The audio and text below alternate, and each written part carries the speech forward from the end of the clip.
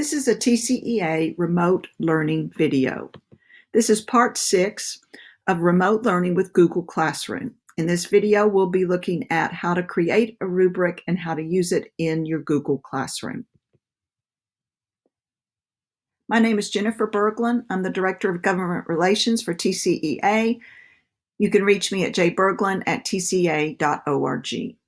A couple of things I want to point out before we get into the Google Classroom. It's always a good idea to come to the Google Classroom with a printed copy of your rubric. And if you have a digital version, even better. Then you can copy and paste into Google Classroom.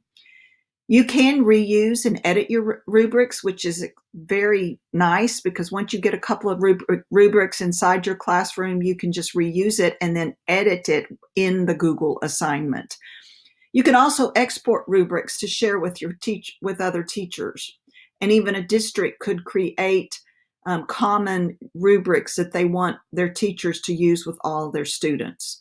When they're exported, they're saved in a rubrics export folder. And you would just share that folder with your colleagues. When you share them, when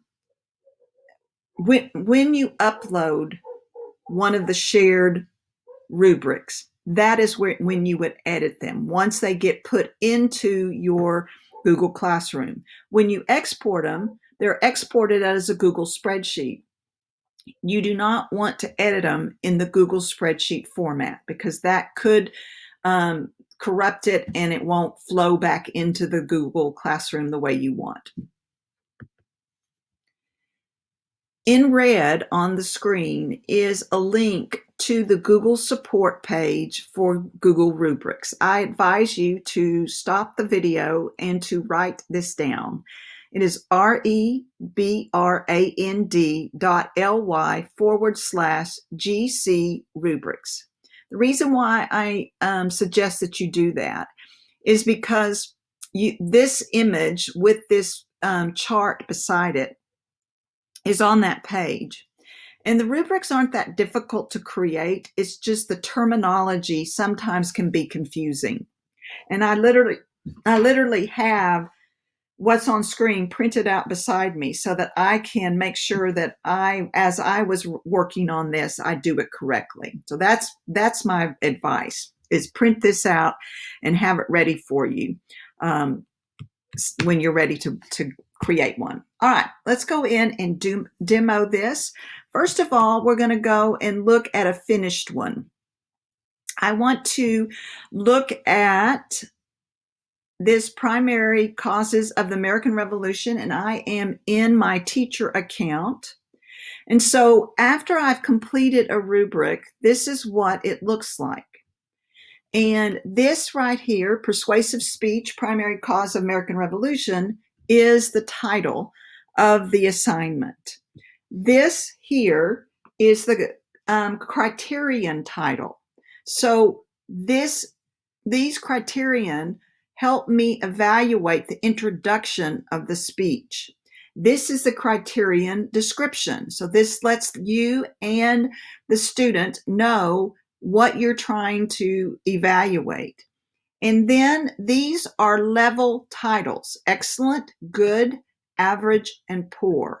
And underneath each is the level description. So it tells the student what the teacher's looking for in order for them to get an excellent, or what would possibly give them a poor.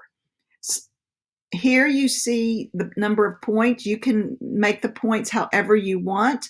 In this particular one, I just did 4, 3, 2, 1.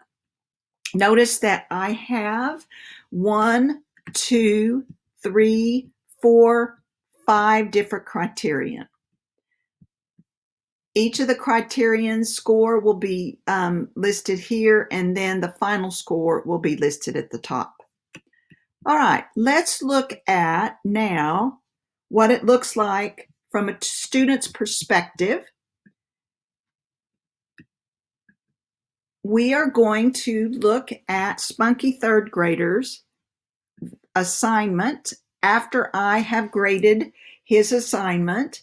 And you can see that this is what he would look, this is what it would look like for him to be able to see. He got 15 out of 20, and he would have 3 of 4 here, 4 of 4, all the way down here.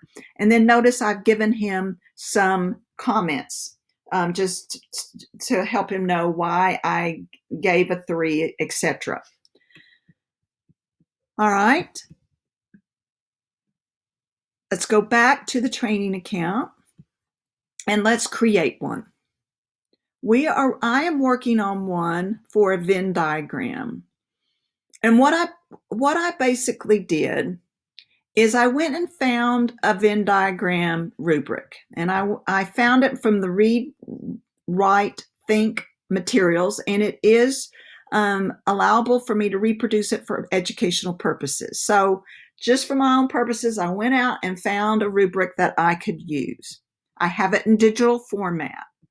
So here is my assignment, and I started a rubric. I've already started it. I've done the first 2 levels. I need to finish it, so I can go up to these 3 dots and I can click on edit. So this is what I want you to see how to insert the data. So I'm going to add criterion, and let's go and look at the criterion title for this last one. The criterion title is number of quality statements. So I'm going to come over here. I copied that, and I am going to paste it in there. They don't have a description, so I'm just going to say the more, how many criterion, how many statements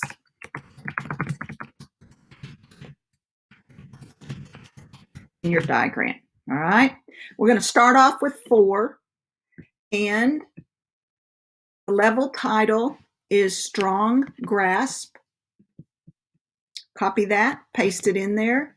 The description is this right here. Sorry, just a minute. Copy that.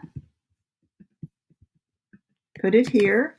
I click on this plus sign. I know it's going to be 3. The next one is progressing. I'm going to go ahead and do my next one. That is wrong. Sorry, that's 3. Since there's only 3 of these, it's 3, 2, 1. And this is not in evidence. So the third title is not in evidence. All I need to do now is put in the description. So I'm going to go get this description, copy that, paste it, and then I'm going to do the last one.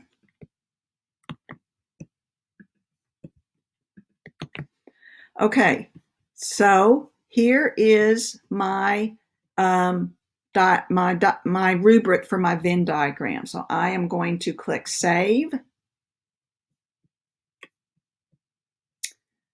I have already titled this.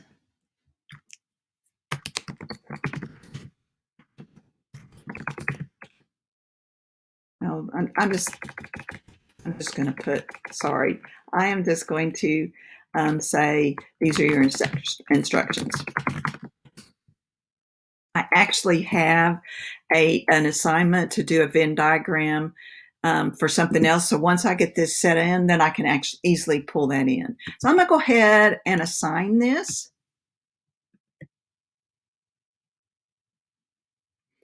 All right. So I've created an assignment that really isn't an assignment that has that rubric. But now I can go into this compare and contrast assignment and edit it. And it actually says, use the attached Venn diagram to compare and contrast the Articles of Confederation and the Declaration of Independence. And now I can reuse a rubric. And I am going to reuse the one that's called Venn diagram.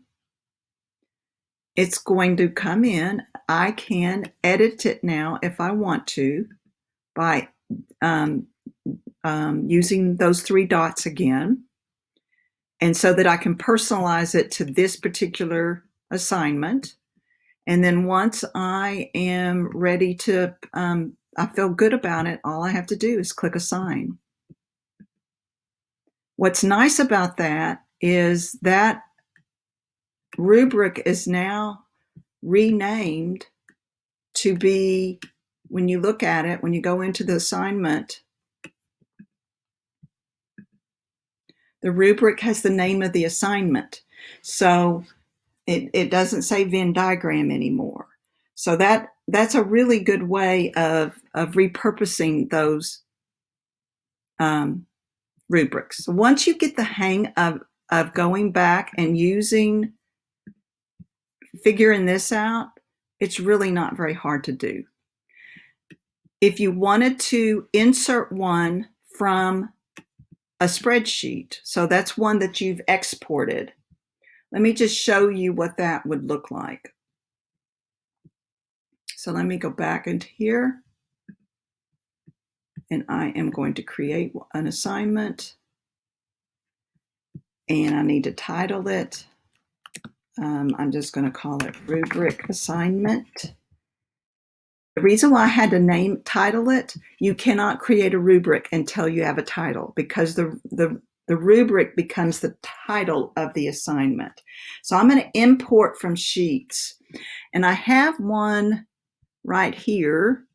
It's just a simple rubric, and it was a rubric that had been exported from another Google Sheet, and now I can come in and add the basic information.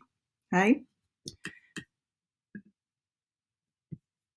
that is pretty much sums up how you use rubrics. It's not too difficult to accomplish.